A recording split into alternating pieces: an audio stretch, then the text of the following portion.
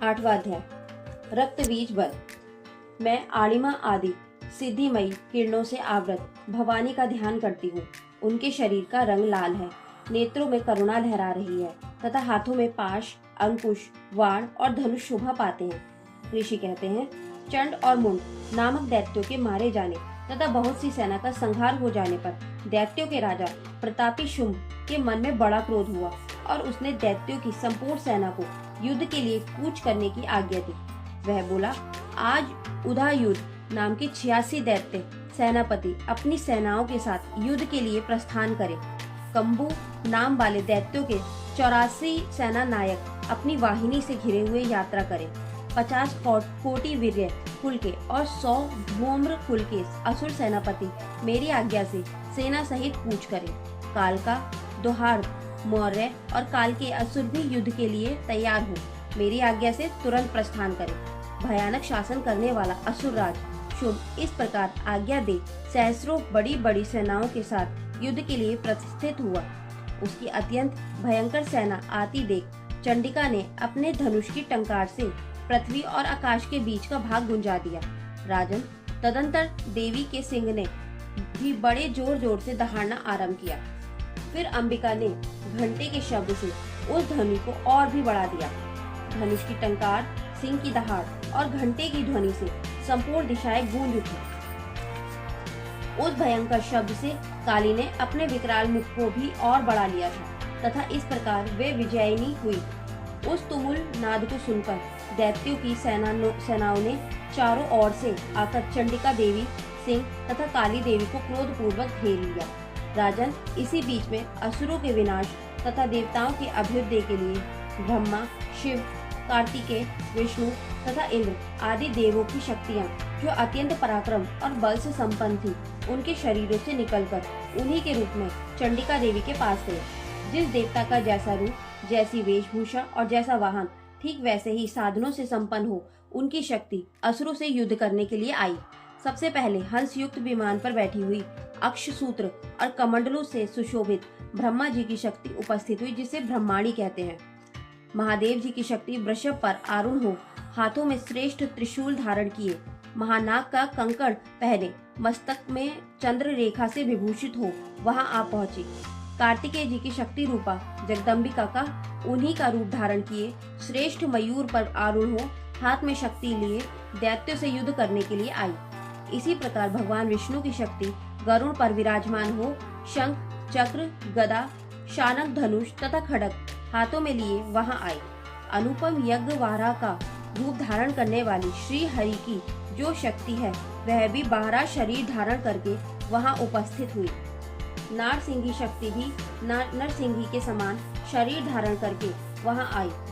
उसकी गर्दन के बालों के झटके से आकाश के तारे बिखरे पड़ते थे। इसी प्रकार इंद्र की शक्ति वज्र हाथ में लिए गजराज ऐरावत पर बैठकर आई। उसके भी सहस्त्र नेत्र थे। इंद्र का जैसा रूप है वैसा ही उसका भी था। तदंतर उन देव शक्तियों से घिरे हुए महादेव जी ने चंडिका से कहा, मेरी प्रसन्नता के लिए तुम शीघ्र ही इन असुरों का संहार करो। तब देवी के शरीर से अत्यंत भयानक और परम उग्र चंडिका शक्ति प्रकट हुई, जो सैकड़ों गीदड़ियों की भांति आवाज करने वाली थी। उस अपराजिता देवी ने धूमिल जटा वाले महादेव जी से कहा, भगवान, आप शुंभ निशुंभ के पास दूत बनकर जाइए और उन अत्यंत गर्वीले दानव शुंभ एवं निशुंभ दोनों से कहिए, साथ ही उनके अतिरिक्त भी जो दानव युद्ध के लिए वहां उपस्थित हो, उनको भी ये संदेश दीजिए, दैत्यों, यदि तुम जीवित रहना चाहते हो तो पाताल को लौट जाओ। इंद्र को त्रिलोकी का राज्य मिल जाए और देवता यज्ञ भाग का उपभोग करें। यदि बल के घमंड में आकर तुम युद्ध की अभिलाषा रखते हो तो आओ, मेरी शिवाएं तुम्हारे कच्चे मांस से तृप्त हो। क्योंकि उस देवी ने भगवान शिव को दूत के कार्य में नियुक्त किया था, इसलिए वह शिव दूती के नाम से संसार में विख्यात हुई। वे महादैत्य भी भगवान शिव के मुंह से देवी के वचन सुनकर क्रोध में भर गए और जहाँ कात्यायनी विराजमान थी उस और बढ़े। तदंतर वे दैत्य अमश में भरकर पहले ही देवी के ऊपर बाण, शक्ति और रिष्टि आदि अस्त्रों की वृष्टि करने लगे। तब देवी ने भी खेल खेल में ही धनुष की टंकार की की और उससे छोड़े हुए बड़े बड़े बाणों द्वारा दैत्यों के चलाए हुए बाण, शूल, शक्ति और फरसों को काट डाला। फिर काली उनके आगे होकर शत्रुओं को शूल के प्रहार से विदीर्ण करने लगी और खट्ट बाण से उनका कछुआ निकालती हुई रणभूमि में विचरने लगी। ब्रह्माणी भी जिस जिस ओर दौड़ती उसी उसी ओर अपने कमंडलों का जल छिड़ककर शत्रुओं के औज और पराक्रम को नष्ट कर देती थी। माहेश्वरी ने त्रिशूल से तथा वैष्णवी ने चक्र से और अत्यंत क्रोध में भरी हुई कुमार कार्तिकेय की शक्ति ने शक्ति से दैत्यों का संहार आरंभ किया। इंद्र शक्ति के वज्र प्रहार से विदीर्ण हो सैकड़ों दैत्य दानव रक्त की धारा बहाते हुए पृथ्वी पर सो गए। 12 ही शक्ति ने कितनों को अपनी थूथनों की मार से नष्ट किया। दाढ़ों के अग्रभाग से कितनों की छाती भी छेद डाली तथा कितने ही दैत्य उसके चक्र की चोट से विदीर्ण होकर गिर पड़े। नारसिंगी भी दूसरे दूसरे महादैत्यों को अपने नखों से विदीर्ण करके खाती और सिंहनाद से दिशाओं एवं आकाश को गुंजाती हुई युद्ध क्षेत्र में विचरने लगी। कितने ही असुर शिव दूती के प्रचंड अट्टहास से अत्यंत भयभीत हो पृथ्वी पर गिर पड़े और गिरने पर उन्हें शिवदूती ने उस समय अपना ग्रास बना लिया। इस प्रकार क्रोध में भरे हुए मातृगणों को नाना प्रकार के उपायों से बड़े बड़े असुरों का मर्दन करते देख दैत्य सैनिक भाग खड़े हुए। मातृगणों से पीड़ित दैत्यों को युद्ध से भागते देख रक्तबीज नामक महादैत्य क्रोध में भरकर युद्ध करने के लिए आया। उसके शरीर से जब भी रक्त की बूंद गिरती पृथ्वी पर गिरती थी तब उसी के समान शक्तिशाली एक दूसरा महादैत्य पृथ्वी पर पैदा हो जाता।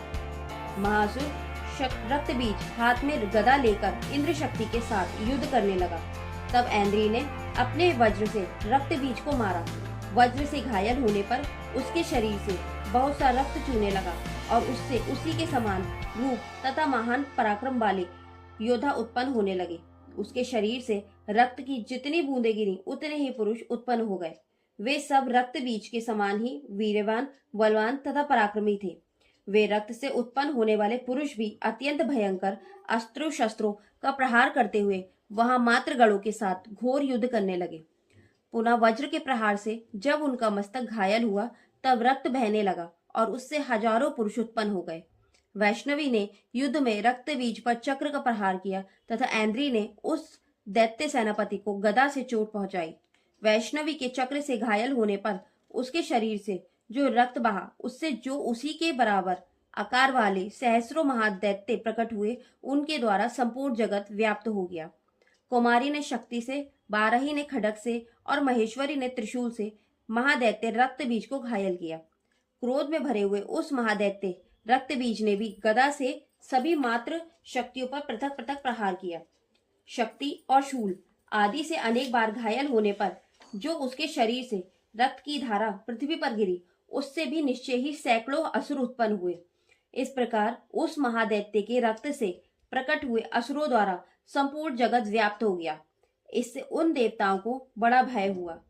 देवताओं को उदास देख चंडिका ने काली से शीघ्रता पूर्वक कहा, चामुंडे, तुम अपना मुख और भी फैलाओ तथा मेरे शस्त्रपात से गिरने वाले रक्त बिंदुओं और उनसे उत्पन्न होने वाले महादैत्यों को तुम अपने इस उतावले मुख से खा जाओ। इस प्रकार रक्त से उत्पन्न होने वाले महादैत्यों का भक्षण करती हुई तुम रण में विचरती रहो। ऐसा करने से उस दैत्य का सारा रक्त क्षीण हो जाने पर वह स्वयं भी नष्ट हो जाएगा। उस भयंकर दैत्यों को जब तुम खा जाओगी तब दूसरे नए दैत्य उत्पन्न नहीं हो सकेंगे। काली से यो कहकर चंडिका देवी ने शूल से रक्त बीज को मारा और काली ने अपने मुख में उसका रक्त ले लिया। तब उसने वहां चंडिका पर गदा से प्रहार किया, किंतु उस गदापात ने देवी को तनिक भी वेदना नहीं पहुंचाई। रक्त बीज के घायल शरीर से बहुत सा रक्त गिरा, किंतु जो ही वह गिरा त्यों ही चामुंडा ने उसे अपने मुख में ले लिया। रक्त गिरने से काली के मुख में जो महादैत्य उत्पन्न हुआ, उन्हें भी वे चट कर गईं और उसने रक्त बीज का रक्त भी पी लिया। तदंतर देवी ने रक्त बीज को, जिसका रक्त चामुंडा ने पी लिया था, वज्र, बाण, खड्ग तथा रिष्टि आदि से मार डाला। राजन, इस प्रकार शस्त्रों के समुदाय से आहत एवं रक्तहीन हुआ महादैत्य रक्त बीज पृथ्वी पर गिर पड़ा। नरेश्वर, इससे देवताओं को अनुपम हर्ष की प्राप्ति हुई और मातृगण उन असुरों के रक्तपान के मद से उदत्सा होकर नृत्य करने लगा। इस प्रकार श्री मार्कंडे जी पुराण में सर्वाणिक मनवंतर की कथा के अंतर्गत देवी महात्म्य में रक्त बीज बध नामक 8वां अध्याय पूरा हुआ।